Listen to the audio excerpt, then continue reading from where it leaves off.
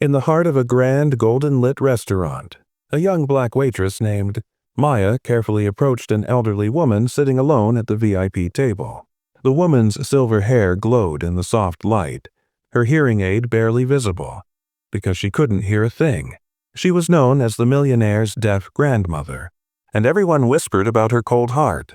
But when Maya began to serve her, using only gestures and kindness, something miraculous started to unfold. The woman's eyes filled with emotion, and the whole restaurant fell silent, unaware that Maya's secret connection to this family would soon change everything. Before we continue this powerful story, make sure to like, subscribe, and hit the bell icon, because what happens next will leave you speechless. Maya had been working double shifts at the Silver Oak restaurant, a place where only the city's wealthiest dined. She was kind, humble, and always wore a quiet smile, even when life weighed heavy on her shoulders. Her co-workers often mocked her for being too polite, especially toward rude customers. But Maya believed that kindness always finds its way back, somehow. That evening, the manager pulled her aside and said, "Table 7, don't mess it up." That's Mrs. Eleanor Grant, the deaf grandmother of the famous billionaire. Ethan Grant. The name alone sent chills down Maya's spine. Everyone knew the Grants, powerful, proud, and feared. But what most people didn't know was Maya's deep secret connected to that family's past. As Maya approached the table, Mrs. Grant sat still, her elegant hands folded on her lap, her expression blank. The other waiters had warned her, "Don't bother trying to talk to her. She never responds." But Maya didn't give up. She carefully placed the tray down, smiled warmly, and wrote on a small notepad. "It's a pleasure to serve you, ma'am." The old woman looked up slowly, her tired eyes studying Maya's face. And then, something flickered. A strange recognition, a spark of memory. Across the hall, Ethan Grant himself entered, dressed in a crisp gray suit, greeting guests with a practiced charm. His eyes briefly met Maya's, but he looked away, uninterested. To him, she was just another waitress. Little did he know, this quiet young woman held a truth about his family that would soon shatter his world. As Maya continued serving Mrs. Eleanor Grant, something unusual began to happen. The old woman, who had never reacted to anyone for years, started to respond, not through words, but through faint gestures and expressions. When Maya smiled, she smiled back. When Maya poured tea, the woman gently nodded as if approving. The other waiters whispered, watching in disbelief. "Is she actually smiling at the waitress?" One of them muttered. "Impossible," another said. "That old lady hasn't acknowledged anyone in months." But Maya wasn't surprised. She had recognized the woman the moment she saw her, not as a customer, but as someone from her past. Years ago, Maya's mother had worked for the Grant family as a maid. One winter, she was unjustly accused of stealing jewelry and thrown out with nothing. That single lie destroyed their lives, forcing Maya and her mother into poverty. Maya never forgot the pain on her mother's face. And now, fate had brought her face to face with the same family. Only this time, she carried a secret of her own. Maya leaned slightly closer to Mrs. Grant and signed gently in American Sign Language, ASL. "Do you remember the maid you fired long ago?" The old woman froze. Her wrinkled hands trembled. Then, slowly, she signed back. "Who are you?" Maya took a deep breath and replied, "Her daughter." At that exact moment, Ethan Grant noticed the strange exchange. He frowned, clearly irritated. "What's going on here?" he asked sharply, walking over. Maya quickly straightened up, masking her emotions. "Just taking her order, sir," she said politely. But Mrs. Grant's eyes were wide with realization. She kept staring at Maya, her lips trembling as if she wanted to speak, but couldn't. Moments later, Ethan's fiancée, Victoria, walked in. Tall, elegant, and cold. "Ethan, darling," she said, looping her arm through his. Her gaze swept over Maya with disdain. "I hope this staff knows their place. Some of them look rather unrefined." Maya bowed her head, swallowing the humiliation. Ethan didn't defend her. He simply said, "Don't worry, Victoria. They're trained to stay quiet." But Mrs. Grant's hand slammed the table suddenly, making everyone jump.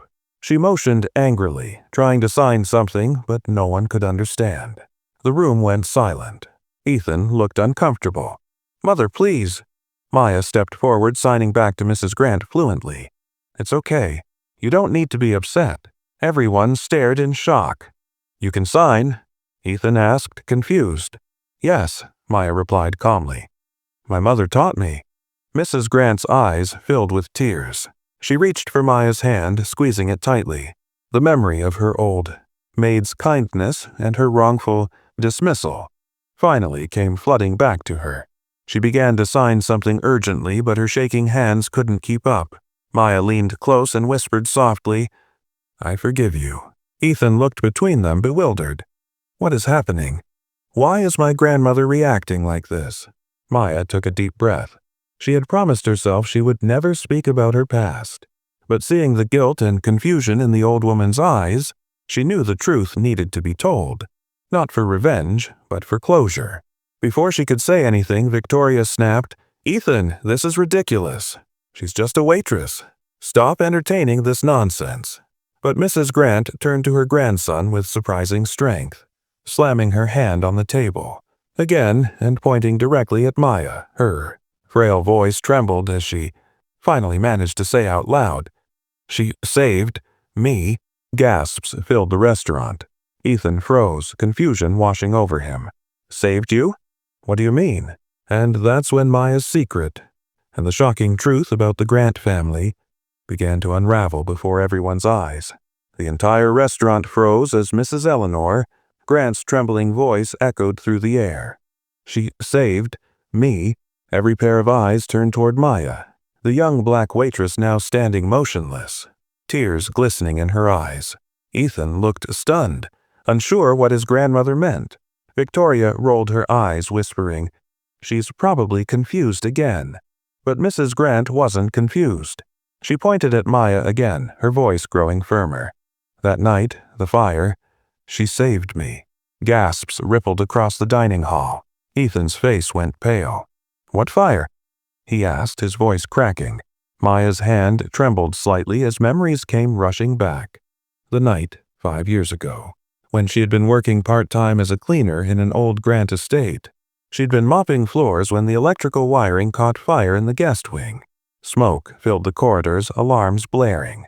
Everyone had escaped, except one person. Maya had found the elderly Mrs. Grant trapped in her room, unable to hear the alarm because of her deafness. Without thinking, Maya had run back through the flames, covering the woman with a wet blanket and carrying her out to safety. That night, she vanished quietly before anyone could know her name. She didn't want praise. She just wanted peace. And now, here she stood, face to face with the woman she had once saved. Mrs. Grant turned to her grandson, tears rolling down her cheeks. "She saved my life, Ethan, when everyone else ran." Ethan's mouth fell open. His voice trembled. "Maya, that was you? The waitress who risked her life?" Maya nodded softly. "I didn't think you'd remember. I never came forward. I was just doing what was right." But before Ethan could speak, Victoria slammed her purse on the table, her face twisting with anger. "Oh, please. This is some manipulative act. You expect us to believe this maid is some kind of hero? Enough." Ethan's voice thundered, shocking even himself. The calm, polite millionaire had vanished. In his place stood a man filled with shame and realization. "You've disrespected her since the moment you saw her, Victoria. My grandmother's never spoken like this in years, and now she's crying because of her. Maybe you should start showing some respect." Victoria crossed her arms, fuming.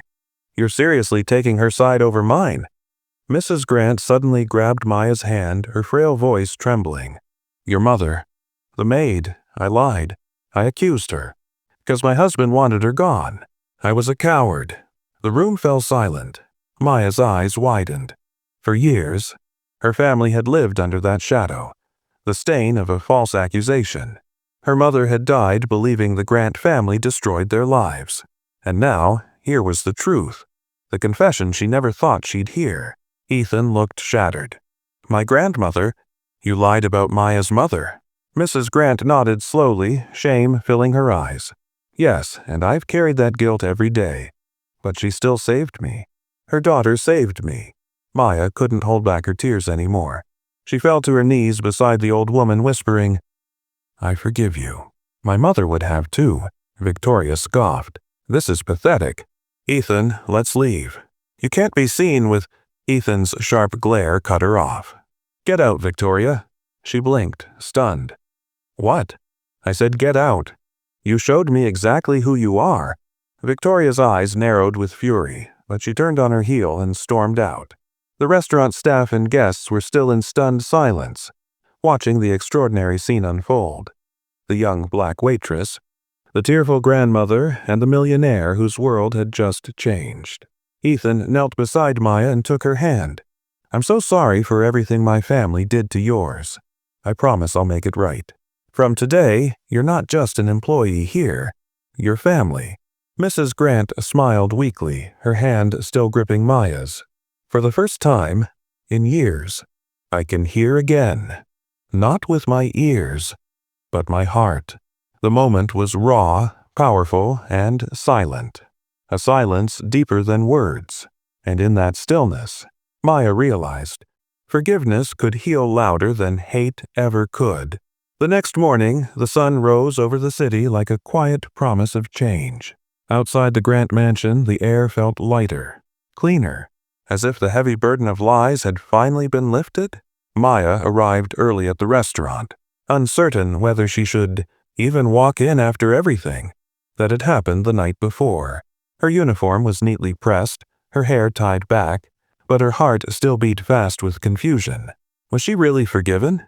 Would she be welcomed again? Before she could step through the door, Ethan appeared. No longer dressed like the untouchable millionaire, but in a simple shirt and rolled-up sleeves. He smiled warmly. "Maya," he said softly, "you shouldn't be standing out here. This place isn't the same without you." Maya hesitated.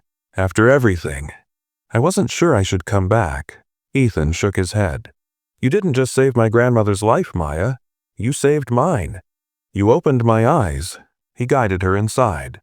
The restaurant staff paused their morning setup, and one by one they began to applaud.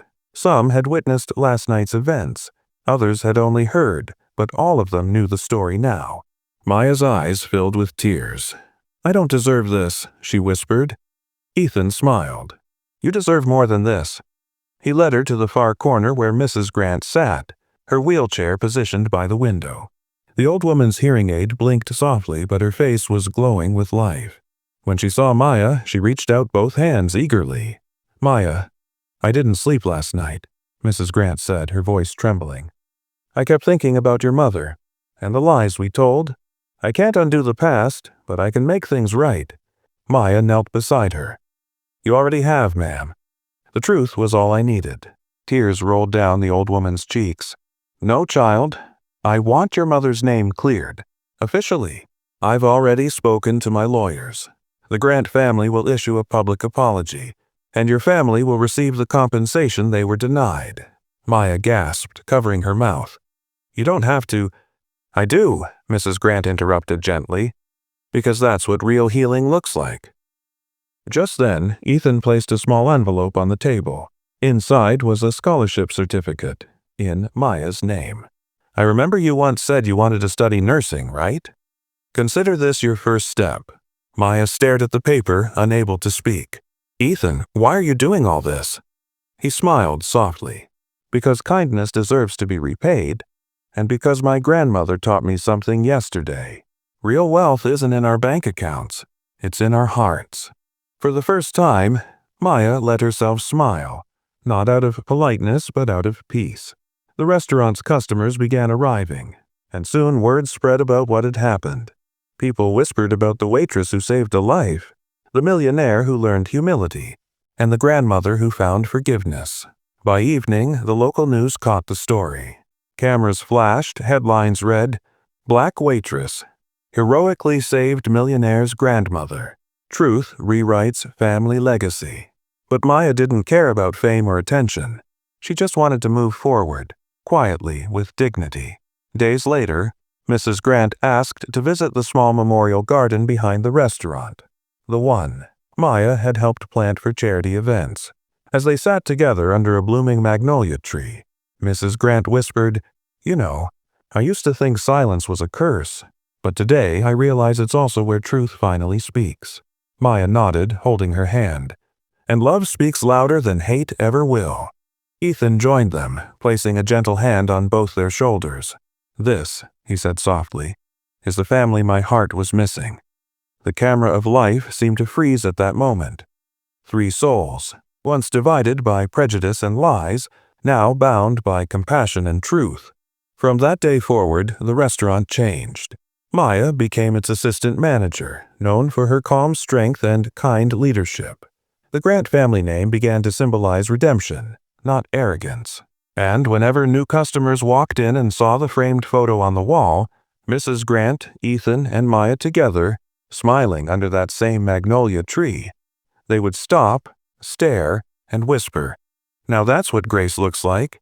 Sometimes, the loudest truths are spoken by those the world tries hardest not to hear.